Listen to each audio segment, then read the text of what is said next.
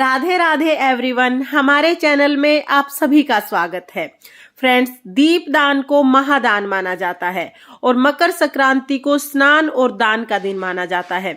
मकर संक्रांति पर 14 अंक का विशेष महत्व होता है। तो इस मकर संक्रांति पर आप 14 दीपदान कैसे कर सकते हैं, ये दीपदान हमें कहाँ करने हैं और कब करने हैं, इसकी संपूर्ण जानकारी आपको आज के वीडियो में मिलेगी। तो देखिए, दीपदान करने के लिए सबसे पहले हम कोई थाली ले लेंगे।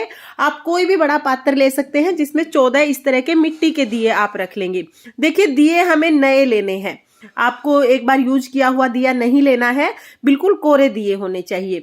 आप मिट्टी के दिए ले सकते हैं 14, या फिर अगर आपकी आर्थिक स्थिति बहुत अच्छी है और आप पीतल के दिए दान करना चाहते हैं तो इस तरह के पीतल के या तांबे के या स्टील के किसी भी धातु के दिए आप ले सकते हैं। और अगर आपके पास ये दिए नहीं है, यानी आपके पास पीतल के दिए भी नहीं है और मिट्टी के भी नहीं है, तो फिर आप इस तरह से आटे के 14 दिए बना सकते हैं। आप इस तरह से देखिए, आटा गूंथ लीजिए, उसमें नमक नहीं डालना है हमें, मतलब बगैर नमक के आटे से आप ये 14 दिए बना लीजिए। इन दियों में या तो आप फूल बाती रख लीजिए या तो आप लंबी बाती रख लीजिए। जैसी भी बाती आप रखना चाहते हैं उस तरह की बाती आप सभी दियों में रख लेंगे।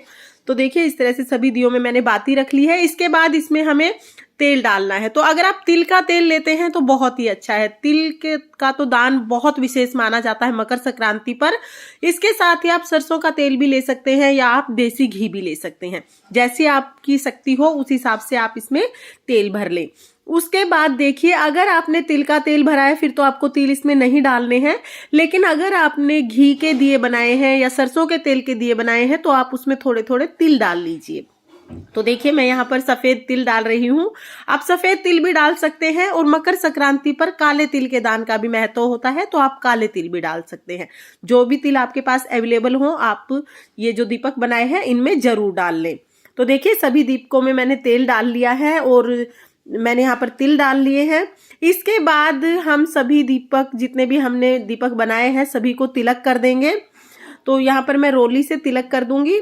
आप रोली से, चंदन से तिलक कर दीजिए। और कोई भी जब हम दान करते हैं तो दक्षिणा जरूर रखते हैं, इसलिए साथ में ही आप दक्षिणा जरूर रख दें। ये दक्षिणा मैंने रख दी है। के बाद देखिए, ये दिए हम मिनस देंगे। आप इनको जलाकर भी मिनस सकते हैं या ऐसे ही मिनस कर बाद में आप जहां पर भी दिए रखेंगे या जहां पर भी दीपदान करेंगे वहां पर आप इन्हें जला देंगे। जब भी हम कोई भी दान करते हैं तो मिनसते जरूर हैं, तो आप जरूर मिनस देना। और क्योंकि हमें ये दिए 14 अलग अलग जगह पर रखने हैं, तो मैं आपको ये बताऊंगी कि हमें 14 दिए कहाँ कहाँ पर रखने हैं। अब अगर आप मंदिर में ये, क्योंकि इनमें से कुछ दिए हमें मंदिर में भी लेके जाने हैं, अगर आप मंदिर में ये दिए लेके जा रहे हैं और मंदिर आपके घर से दूर है तो फिर देखिए, आप इस तरह से दिए ले जाइए, वहीं पर आप इनको जला लीजिए। और अगर मंदिर आपके घर के बहुत नजदीक है, आप जलते हुए दिए ले जा सकते हैं, तो फिर आप दिए जलाकर और फिर उनको, देखिए, इस तरह से आप सारे दिए जलाकर और फिर उसके बाद इनको मिनस लें। इस तरह से पानी हाथ में लेकर, पल्लू हाथ में लेकर 2 बार हम जल फिराएंगे और मिनस लेंगे।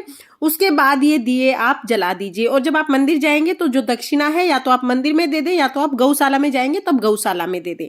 अब मैं आपको बता देती हूँ कि ये दिए आपको कहाँ कहाँ पर रखने हैं। तो देखिए, सबसे पहला दिया तो हम लोग अपने घर के मंदिर में रखेंगे। जो हमारे ठाकुर जी हैं इनके सामने हम ये दिया रखेंगे। तो पहला दिया तो हमें अपने मंदिर में ही रखना है। इसके बाद दूसरा और तीसरा दिया हम घर के दोनों दरवाजों के कोलों पर रखेंगे। इसके बाद चौथा दिया हम तुलसा जी में रखेंगे। 5वां दिया हमें समी पेड़ के नीचे रखना है। 6ठा दिया हमें आंवले के पेड़ के नीचे रखना है। और देखिए, ये रखने के बाद हम लोग एक दिया नदी में जलाते हैं, तो घर में ही किसी बर्तन में थोड़ा गंगा जल डाल लें। उसके बाद हम इसे शुद्ध जल से भर लेंगे।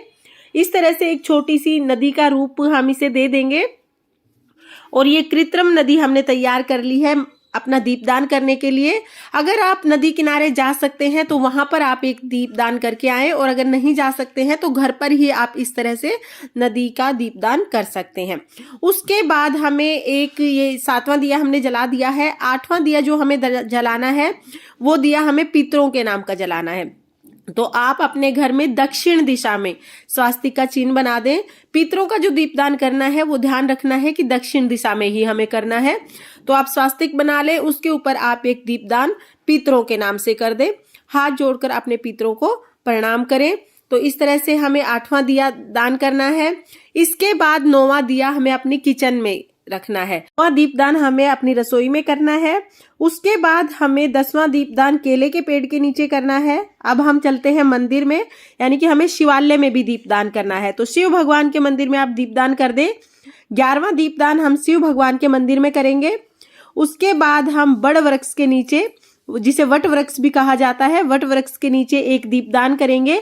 तो देखिए यहाँ पर आपको मंदिर में जब आप जाएंगे ना, तो ये सभी वृक्ष मिल जाएंगे, जैसे बड़ का, पीपल का, केले का, समी का, आंवले का, ये सभी पेड़ आपको एक ही मंदिर में मिल जाएंगे। इसके बाद एक दिया हम पीपल में जलाएंगे। तो ये 13 नंबर जो दिया था ये मैंने पीपल में जला दिया है। और आखिरी दिया यानी कि जो 14 नंबर दिया है मैं गौशाला में जला दूंगी। तो देखिए यहाँ पर गौशाला में मैं आ गई हूँ। यहाँ पर मैं दिया जला दूंगी। और दिया हमें बिल्कुल गाय के पास नहीं जलाना है, गाय से थोड़ा दूर जलाना है, ताकि गाय को कोई क्षति ना पहुंचे। अगर आप गौशाला नहीं जा पाते हैं तो आपके घर में ही जो आपके पास गौ माता की तस्वीर है या मूर्ति है, उसके सामने भी आप ये दिया जला सकते हैं। फ्रेंड्स, यहाँ पर मैंने मकर संक्रांति के दिन आपको ये 14 दिए कौन कौन सी जगह पर दान करने हैं वो 14 जगह दिखा दी हैं। आप अपनी सुविधा के अनुसार ये दीपदान कर सकते हैं। कि जो दिए आप मंदिर में दीपदान करके आएंगे या जो दीपदान आप पेड़ के नीचे करेंगे, वो दिए तो वहीं रह जाएंगे। लेकिन जो दीपदान आप घर में ही कर रहे हैं, वो दिए आप जलने के बाद उनका या तो भूमि विसर्जन कर दें या आप उनका किसी भी नदी में जल विसर्जन कर सकते हैं। ये थी मकर संक्रांति पर दीप दान करने की बहुत ही सरल विधि। अगर आपको ये विधि पसंद आई हो तो वीडियो को लाइक करें और चैनल को सब्सक्राइब करें। देखने के लिए बहुत बहुत धन्यवाद। राधे राधे।